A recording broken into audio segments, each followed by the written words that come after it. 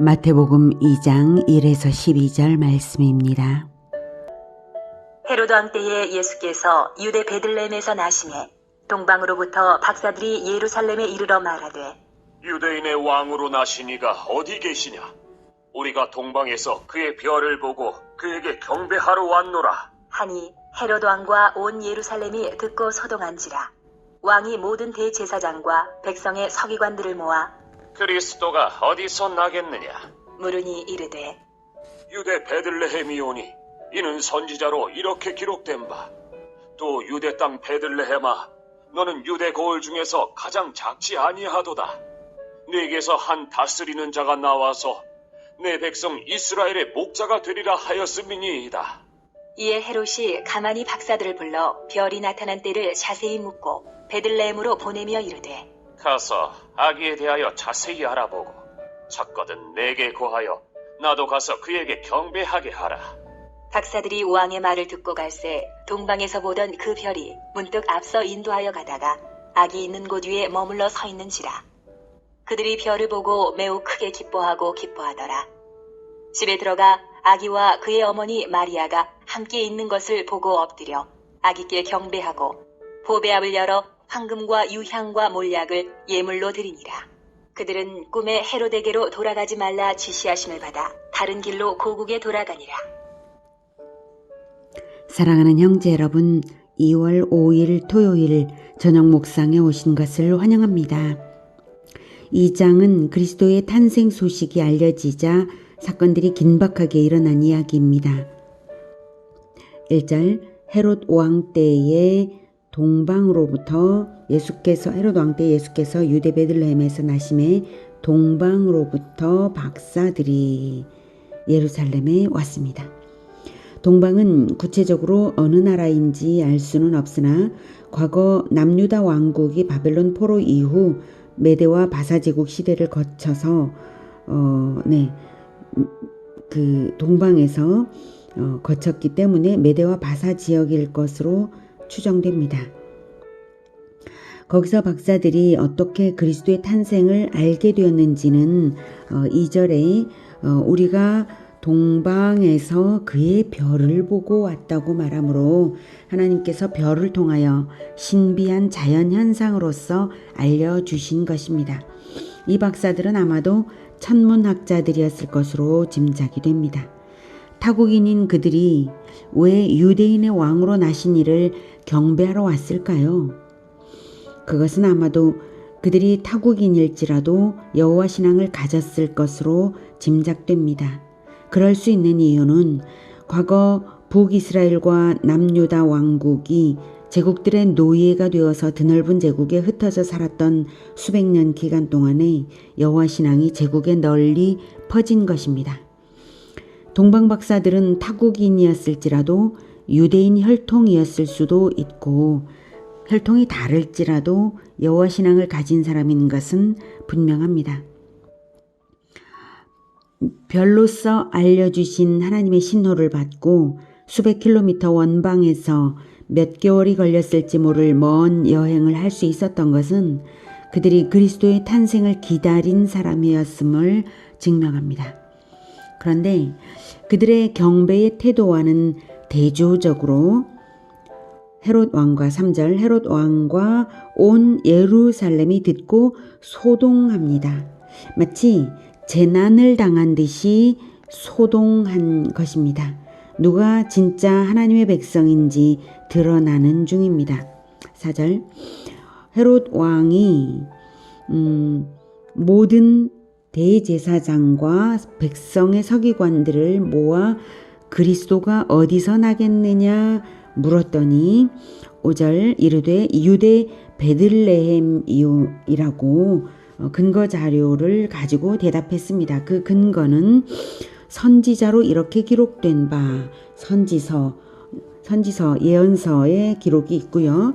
6절 또 유대 땅 베들레헴아 너는 유대 고을 중에서 가장 작지 아니하도다. 내게서 한 다스리는 자가 나와서 내 백성 이스라엘의 목자가 되리라 라는 미가의 예언입니다. 구약에서 원래의 구절을 찾아볼게요. 미가 5장 2절 베들레헴 에브라다야, 너는 유다 족속 중에 작을지라도 이스라엘을 다스릴 자가 내게서 내게로 나올 것이라. 그의 근본은 상고에 영원에 있느니라.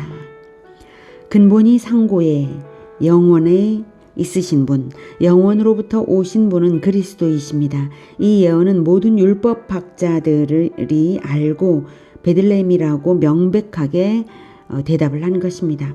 그런데 이상한 것은 이스라엘의 율법을 가르치고 유대교를 대표하는 대제사장들과 서기관 즉 신학자들이 베들레헴이라고 대답은 하면서도 경배하러 가지는 않았다는 사실입니다. 정말 이상한 일이죠. 그들은 진짜 그리스도의 백성들이 아니라는 증거를 스스로 나타내어 보인 것입니다. 그들은 그리스도의 탄생을 결코 기다린 사람들이 아닙니다. 그래서 탄생 소식을 듣고 환호를 한 것이 아니라 소동을 한 것이죠. 더 심각한 사람은 헤롯 왕입니다. 7, 8절에 이에 헤롯이 가만히 박사들을 불러 별이 나타난 때를 자세히 묻고 8절 베들레헴으로 보내며 이르되 가서 아기에 대하여 자세히 알아보고 찾거든 내게 고하여 나도 가서 그에게 경배하게 하라. 헤롯 왕이 박사들을 보내며 말하기를 찾거든 내게 고하여 나도 가서 그에게 경배하게 하라고 했지만 속셈은 아기를 죽일 계획이었습니다. 헤롯 왕은 유대인이 아닌 에돔 출신이었고요. 당시 이스라엘을 지배하던 로마 제국의 힘을 업어서 이스라엘의 왕이 된 자입니다. 여호와 신앙을 가진 이스라엘로서는 이방 출신 왕에 대한 저항이 있을 수밖에 없죠. 그래서 유대인의 왕이 태어났다는 소식에 헤롯은 그리스도를 대적할 악한 계획을 한 것입니다. 9절 박사들이 왕의 말을 듣고 갈새 동방에서 보던 그 별이 문득 앞서 인도하여 가다가 아기 있는 곳 위에 머물러 서 있는지라. 그들이 별을 보고 매우 크게 기뻐하더라. 아무것도 모르고 가는 박사들에게 사라졌던 그 별이 다시 나타나서 길을 인도합니다. 뿐만 아니라 아기 있는 곳에 머물러 섰습니다. 그곳에 있는 아기가 바로 그리스도라는 분명한 증거였습니다. 그래서 아기께 준비한 예물을 드려 경배하였습니다. 11절 집에 들어가 아기와 그의 어머니 마리아가 함께 있는 것을 보고 엎드려 아기께 경배하고 보배합을 열어 황금과 유향과 몰약을 예물로 드리니라. 여러분 이들의 마음이 어떻습니까? 참으로 감동스럽지 않습니까? 먼 이국 땅에서 고귀한 예물을 준비해서 고되고 오랜 여행길을 감내하면서 길잡이 별을 잃어도 포기하지 않고 찾고 찾아서 마침내 예물을 드리고 가는 이들의 신앙을 보십시오. 이 오랜 기다림의 감동을 보십시오.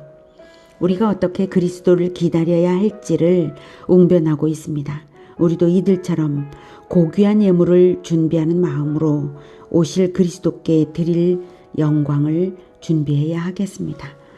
그리고 언제 오시든 오래든지 가깝든지 그리스도를 따르는 길을 찾고 찾는 마음, 포기하지 않는 열정으로 경배해 드려야 하겠습니다.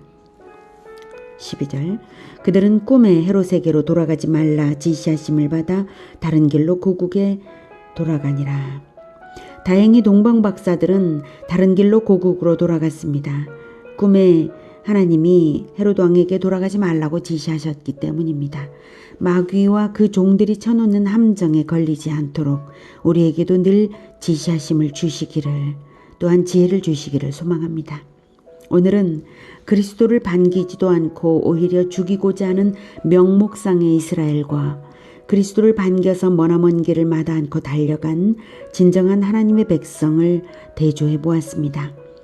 예수님께서 다시 오실 언약을 남기시고 승천하셨는데요. 세계의 여러 징조들을 볼 때에 주님께서 다시 오실 날이 임박한 때가 아닌가 생각해 봅니다. 그러니 우리도 동방박사들처럼 먼 길 마다 않고 달려가는 열심과 간절함으로 황금과 유향과 몰약을 준비하는 정성으로 주님을 맞이할 준비를 해야 하겠습니다. 예수님께서는 미리부터 기다리라고 하셨습니다. 누가복음 12장 35, 36절에 허리에 띠를 띠고 등불을 켜고 서 있으라. 너희는 마치 그 주인이 혼인집에서 돌아와 문을 두드리면 곧 열어주려고 기다리는 사람과 같이 되라. 이렇게 말씀하셨고요. 12장 40에서 48절에는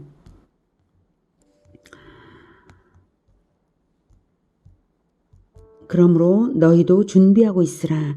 생각하지 않은 때에 인자가 오리라 하시니라.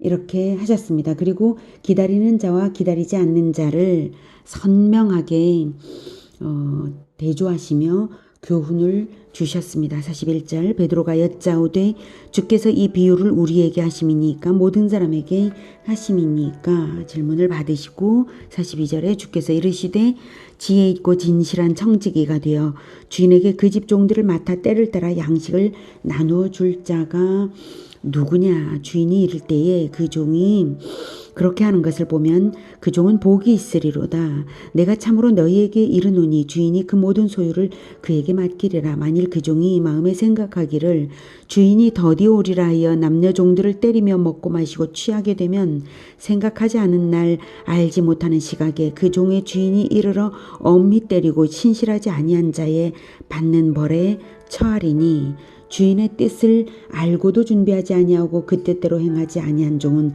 많이 맞을 것이요 알지 못하고 맞을 일을 행한 종은 적게 맞으리라. 무릇 많이 받은 자에게는 많이 요구할 것이요 많이 맡은 자에게는 많이 달라 할 것이니라. 예수님께서 다시 오실 때가 시시각각 가까워 오고 있습니다. 날과 시는 우리가 모를지라도 임박한 시각이 가깝든 멀든 늘상 기다리는 지혜 있고 진실한 청지기가 되어야 하겠습니다. 주인에게 그 집 종들을 맡아 때를 따라 양식을 나누어 줄 자가 누구냐. 이렇게 하시며 진정한 예수 제자를 두루 찾고 계신 예수님이십니다. 우리가 그런 청지기들이 되어드려야 하겠습니다. 한결같이 일상적으로 말씀의 양식을 나눠주며 주의 종들로 사람을 키우는 우리 모두가 되기를 기원합니다. 기도하겠습니다. 하나님, 동방박사들이 머나먼 길을 귀한 예물을 준비해서 그리스도를 만나기 위해서 찾아왔던 것처럼 그 오랜 기다림과 그리고 기대감과 예물, 진정성을 우리가 배우게 하여 주시옵소서. 우리가 배우겠나이다.